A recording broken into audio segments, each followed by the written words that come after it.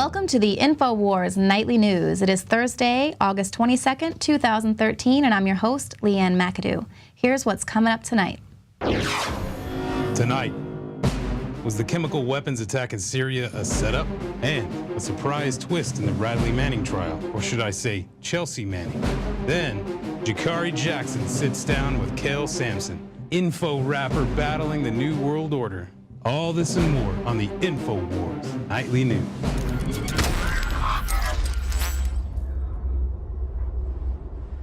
Tonight's top story. Experts are questioning the validity of that footage of the chemical weapons attack victims in Syria. There are, within some of the videos, examples which seem a little hyper-real and almost as if they've been set up, which is not to say that they are fake, but it does cause some concern. Some of the people with foaming, the foam seems to be too white, too pure, and not consistent with the sort of internal injury you might expect to see, which you'd expect to be bloodier or yellower. His suspicions are shared by a Swedish diplomat and former UN weapons inspector who said it would be very peculiar if it was the government to do this at the exact moment the international inspectors come into the country. At the least, it wouldn't be very clever. A chemical weapons expert who is leading the current UN inspection in Syria said that the high number of those killed and wounded sounded suspicious. But was the chemical weapons attack a provocation planned in advance? Earlier this year, we reported on a supposedly hacked email from a defense contractor exposing a plan that was approved by Washington. They planned to stage a chemical weapons attack in Syria and then blame it on Assad. The allegations spring from a series of online posts by a blogger purporting to reveal that the company had been offered large amounts of money to recruit Russian-speaking mercenaries who could detonate a chemical weapon inside Syria. The post also suggests that such a plot would have the approval of the USA. It was later claimed that the email was a hoax perpetuated by the Syrian Electronic Army. Another curious timing issue with the chemical weapons attack was that it occurred precisely 1 year after Obama's red line remarks.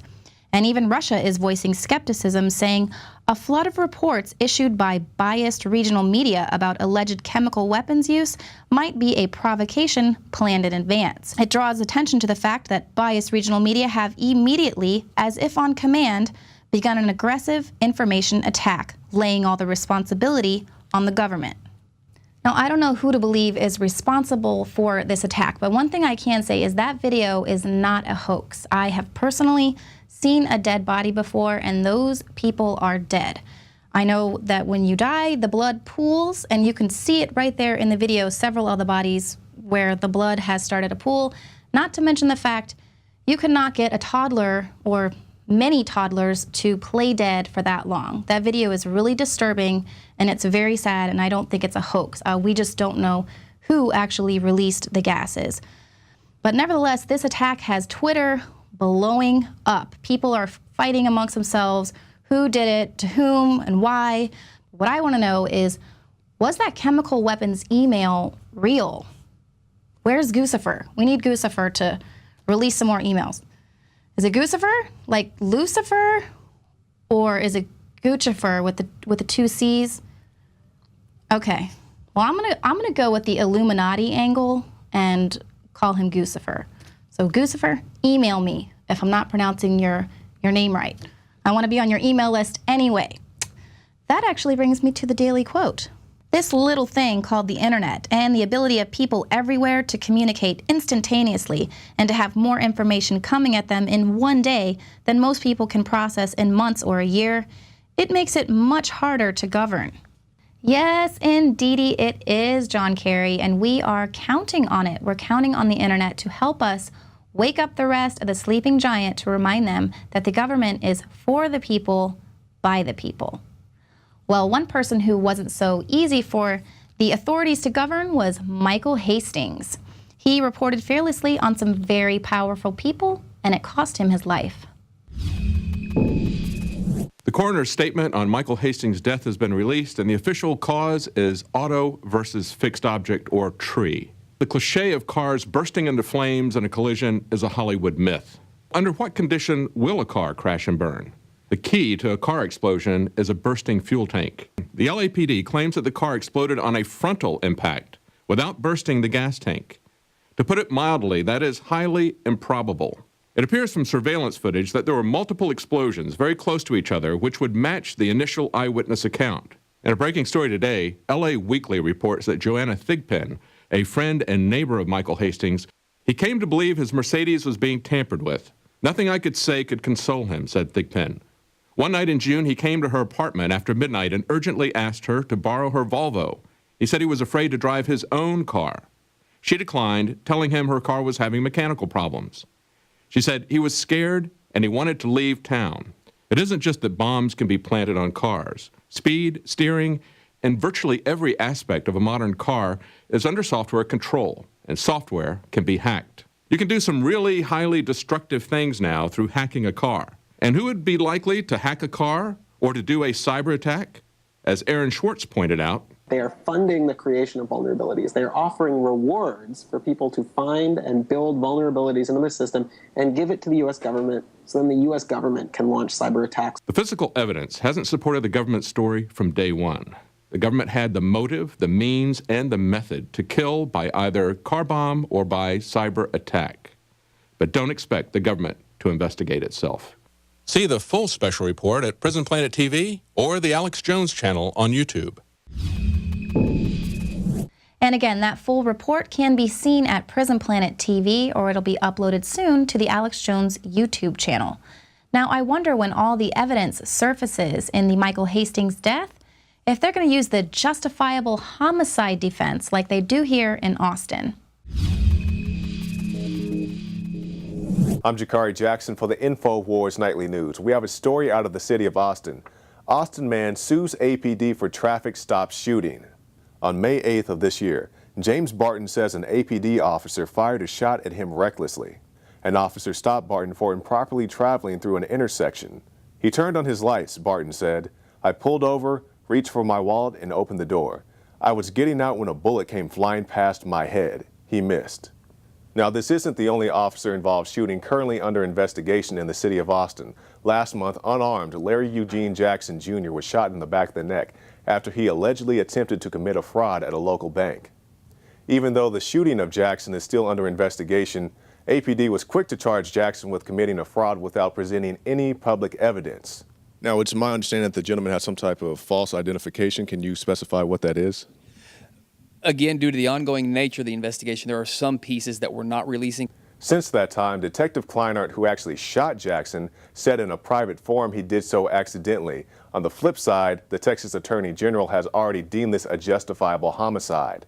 Nadia Stewart is the lawyer defending the detective involved in a shooting last month. She's also married to an Austin police officer. Stewart says in a meeting last week, Chief Acevedo told her to alert her husband he would be investigated by Internal Affairs for leaking information. Stewart works for CLEAT, the legal group that represents officers. She immediately complained to the city manager's office. Mark Ott and the city attorney responded to her, saying in this letter, "We agreed the chief's comments to Ms. Stewart during that meeting were inappropriate and unacceptable."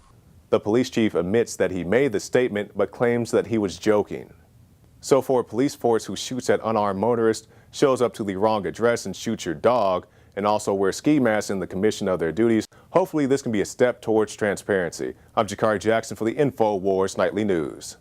Stop by the Infowars shop and pick up the complete police state collection. 4 films of documented tyranny.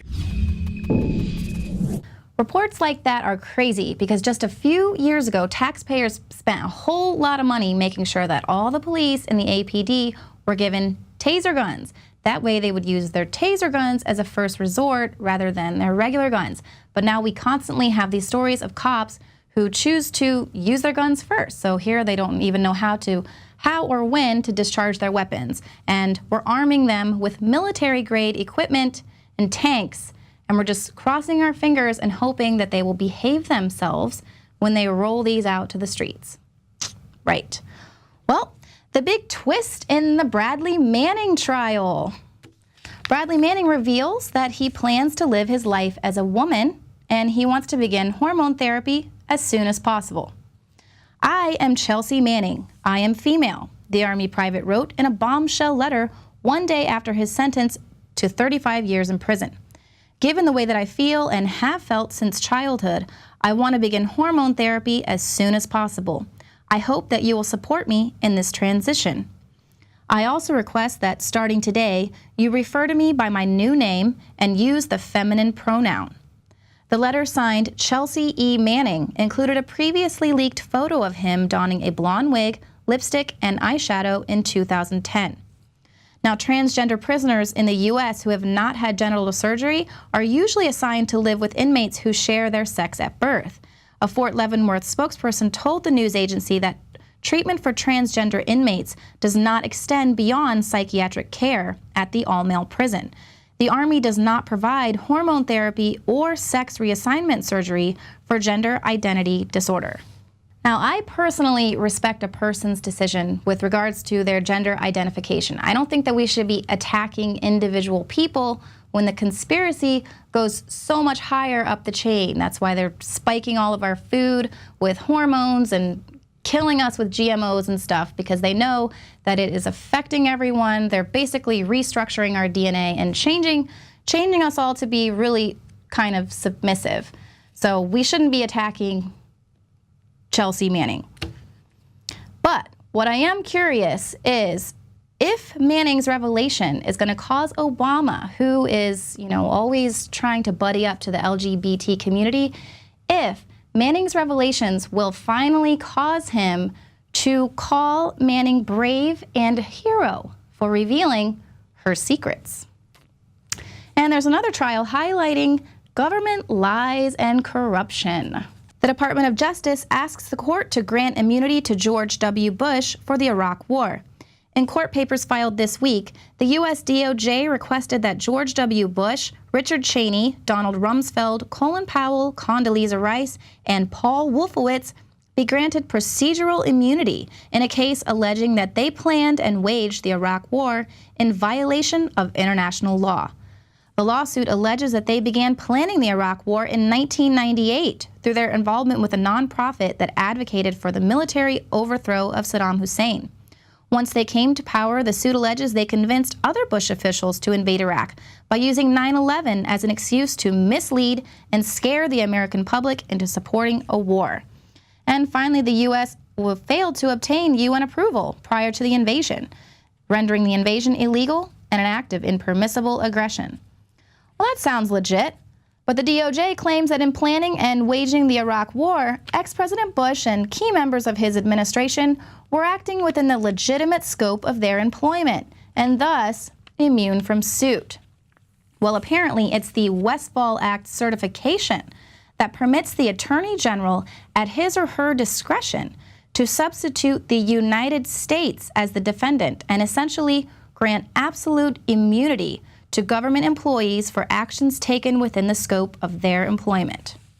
Granting the Bush administration immunity from war crimes would be a crime in itself, but unless the American people get up off their butts and demand a trial, they might not even ever need to request immunity. Now, a really awful but great movie that was released this week shed some light on the sickening mind of some other gangster war criminals who managed to kill between 1/2 and 2 million people more than 50 years ago during Mao's China. The military coup and bloodshed going on in Egypt is bad, but in Indonesia, 50 years ago, there was a military coup and subsequent repression that resulted in the death of between 500,000 and 2 million people. In Bali alone, 5% of the population was killed. But it wasn't talked about much in the U.S. The Vietnam War was getting most of the headlines, and the CIA was assisting Indonesian military coup leaders in rounding up communists, or anybody that they didn't like and wanted to label as a communist. An amazing documentary film has just been released, The Act of Killing. Although it's about those events, it's not a history of those events. It's not even a history of government killing millions of people. It's the confession and the discussion of the act of killing by the imbecile thugs who actually murdered thousands of people personally.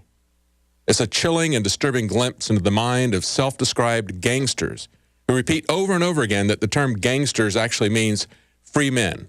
Yeah, in their view, they're free to do whatever they wish, including rape, torture, and murder. And you can see how they intimidate, blackmail, and rob people to this very day in Indonesia with government gangs, notably a Hitler Youth-style organization of jackbooted youth. These ruthless imbeciles brag about how they rob people first of their dignity, then of their lives. And of course, most Americans are going to look at this film and think, this could never happen here. But we already have an army of imbeciles that rob us of our dignity when we travel, the TSA. And our government just bought 3.5 million rounds of ammo for them, enough to equip this emerging domestic army with the capability for each of them to fire 9,400 bullets each day for a year. But there's a direct American connection to this Indonesian democide. Barack Obama has deep roots that go back to this very time, to this violence and this repression. His mother married his stepfather, Lolo Sotero, who was from Indonesia, and returned to Indonesia to work for this same government. His mother, ostensibly an anthropologist, worked for USAID in Indonesia, a well-known CIA front corporation. Even without these Indonesian government and CIA connections, Obama spent his formative years in a country ruled by a ruthless and repressive regime that ruled with an iron fist. Is it any wonder that Obama has signed the NDAA, which allows the military to arrest and indefinitely detain without trial anyone that they label as a communist? A terrorist. That's the term in vogue today. And is it any wonder that Obama commits mass murder by drone strikes, even killing Americans without trial? Watch The Act of Killing. It's playing right now in a movie theater near you and in a government that is ruling over you. For Infowars Nightly News, I'm David Knight. To watch even more politically charged movies, become a member of PrisonPlanet TV. Your subscription will allow you to get access to all the movies, the documentaries, the rants, and your subscription can be shared with up to 10 other people. Support this transmission and sign up today.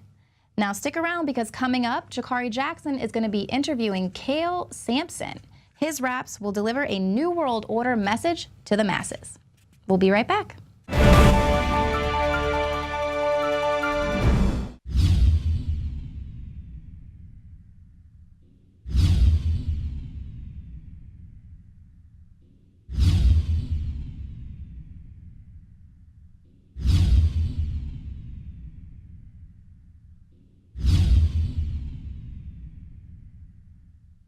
Introducing Pro One. All of your filtration in one system, portable, on the go. No more do you have 2 or 3 filters to just reduce sodium fluoride. You have a system that cuts out the sodium fluoride and up to 95% of hydrofluorosilicic acid. Advanced manufacturing technology combines silver-impregnated white ceramic with new Aquamedics advanced media for removal of fluoride and other heavy metals, all in one filter element. It is the only one that does it, and out of the gates, we have it discounted at 10% off with promo code WATER. This is the only system that in one unit helps reduce or remove pesticides, herbicides, chloramines, ammonia, and chlorine, hydrofluorosilicic acid, the most common form of fluoride not covered by other fluoride filter brands, and sodium hexafluorosilicate. Get your Pro Pure with the new Pro One filter today at InfoWarsStore.com or by calling 888-253-3139.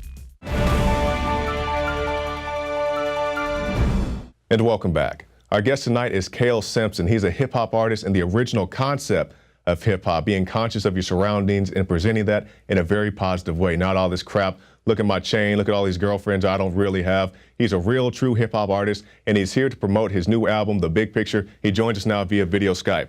Thanks for joining us, Cale. Thanks for having me on, Jakari. It's a pleasure to be here. Oh, thank you. Now, we got your album. You sent us some albums here at the Infowars. We definitely appreciate that. A lot of guys have been enjoying them. I've been enjoying the album myself. Can you tell us a little bit about this album and also how you got into music?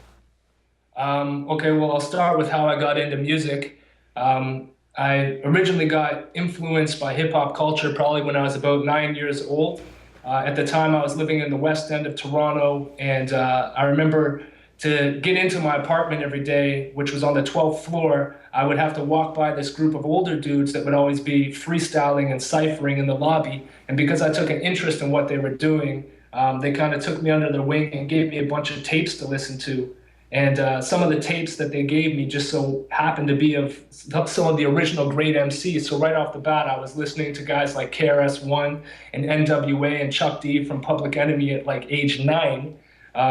So, you know, these guys, they weren't talking about meaningless entertainment or mindless subject matter. They were talking about like real life social injustices that were occurring that the mainstream media wasn't reporting on. And they were providing the listeners with like real life street level commentary based on their experience through the music. So that was the original sort of hip hop spirit that spoke to me and that has always inspired me. And when you consider that the world's even crazier than it was back then, that's the same sort of gusto and attitude that I feel people need and that are looking for. So that's the type of music that I'm trying to do now.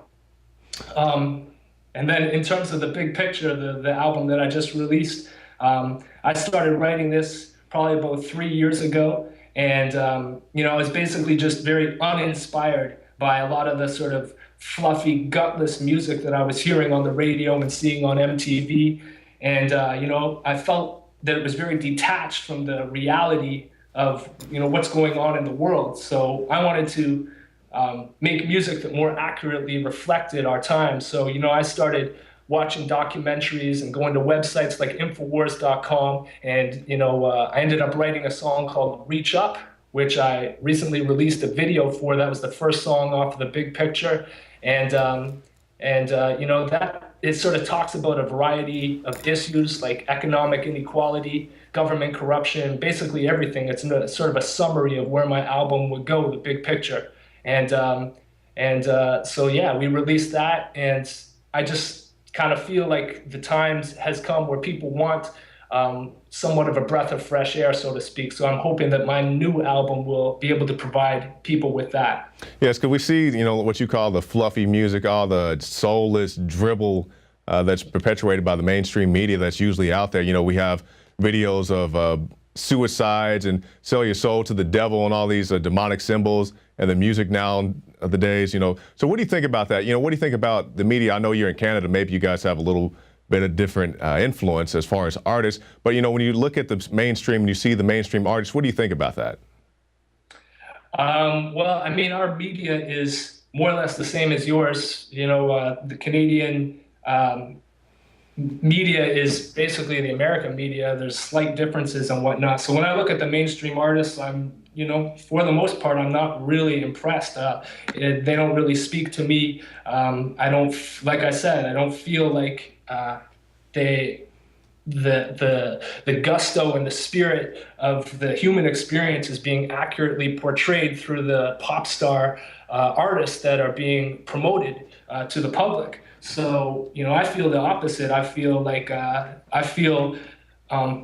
kind of a sense to dig into information. Like, you know, I kind of view my music as information-oriented, almost like essays. You know, because I'm driven by just getting the message out there. You know, I don't care about money. I don't care about all the superficial stuff. I don't care about being popular, being cool. But I do happen to have an inquiring mind, and I do happen to have this ability to rap that I've had since I was young. And for whatever reason, people do seem to think it's cool, or they respect it, especially younger people. So really, I'm just trying to use my medium to help contribute and to try to help towards making a positive difference. And how I do that is by spreading information through my lyrics to hopefully increase awareness about some of these real issues that are affecting us all, and hopefully provoking thought and inspiring other people to start taking action in their own ways, so that collectively we can start to get some positive social change happening.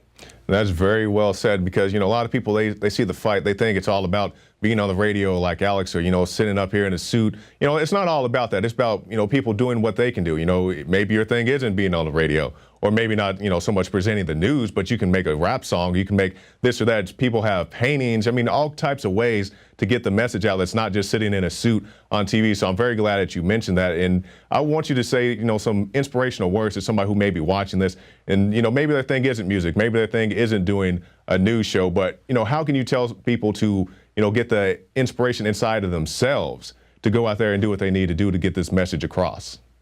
I mean, I would just encourage anyone out there who is awake and who's aware of this information to whatever your medium is, to not be afraid to stand up, not be afraid to speak out. You know, I know sometimes it all can feel a little bit insurmountable, like you're just a speck of sand on a beach, but the reality is that you can make a big difference on a personal level. The status quo is shifting. There's more and more people waking up every day, and there's more and more people awake right now. So I have a lot of hope in humanity. I have a lot of faith that collectively we can all use our different mediums to make a huge difference. You know, so I would just encourage everyone to not be afraid, find the creativity within yourself and go for it. Now, there are a lot of issues, Cale, and we have a very short time. But, you know, what do you think is a real important issue, you know, not just in the United States, but around the world today? You know, what is your top priority? Man, there's so many different issues. And, you know, you can look at each issue separately, and sometimes I think like it's better to get a general scope of everything if you can, and be able to connect the dots so that you can start to see all these separate issues as see how they're all connected and interrelated, so that you get a bigger picture view of what's actually going on and how the world is being run. And the way that the world is, you know, being run is essentially we're being controlled. And one of the main reasons that we're being controlled is through the economic system. You know, in the United States, you guys have the Federal Reserve. In Canada, we've got, the government borrows money from private banks at interest, which enslaves the nation and puts them in debt, which affects us all. So I would say understanding the money system, if I was going to pick a specific incident or issue, I would say understanding the money system would be one of the top priorities for me. That's why I wrote a song at the end of my album called The Money Song. Right. You know, it's a very good, informative song, and that's what we need. You know, more positive music. People like Cale Sampson, people like Denali, who entered the Operation Paul Revere contest, people like Steve Grant, Immortal Technique. Conscious rap, you know, a rap with a message, not just look at my chain or look at my cars and all these things that they got on loan anyway. The record company lets them borrow it. So, Cale, tell us how we can get a hold of your music. If you want to learn more about me and my music, you can go to my website, calesampson.com. Feel free to add me on Twitter at @Cale_Sampson. Make sure to look out for the video that I just released. It's the lead single for my album. It's called Reach Up, which is on YouTube. It's been getting a lot of tens of thousands of views actually in the past few weeks, which is great. And just look out for my album, The Big Picture, which is coming out on September the 3rd on iTunes. All right, I'm gonna put you on the spot, and if we have to, we can cut it out, but can you bust a freestyle? I can bust something probably.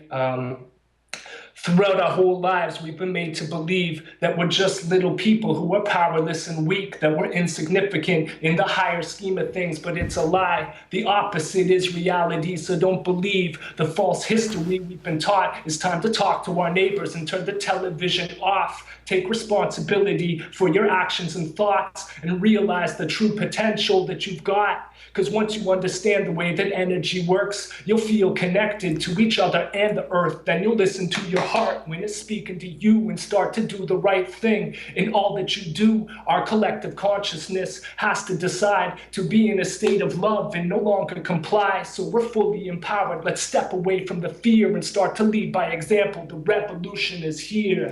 There you go. And that's the best commercial. That's the best plug you can do right there. Cale Sampson, calesampson.com. Thank you for your time. Thanks a lot, Jakari. All right. And if you'd like to learn more about how hip-hop is really supposed to be, stop by the Infowars store and pick up the Professor Griff book special. You can see them all right there. 3 great books: Acapella Revolution, Analytics, and the Psychological Covert War on Hip-Hop, all available at the Infowars shop. Well, that's going to do it for this edition of the Infowars Nightly News. I'm your host, Jakari Jackson, and we'll see you next time.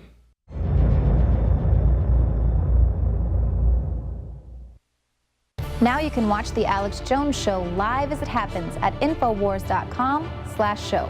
You'll find links to all of our content there and a free 15-day trial for Prison Planet TV. More than 60 movies and documentaries all in one place at Infowars.com/show.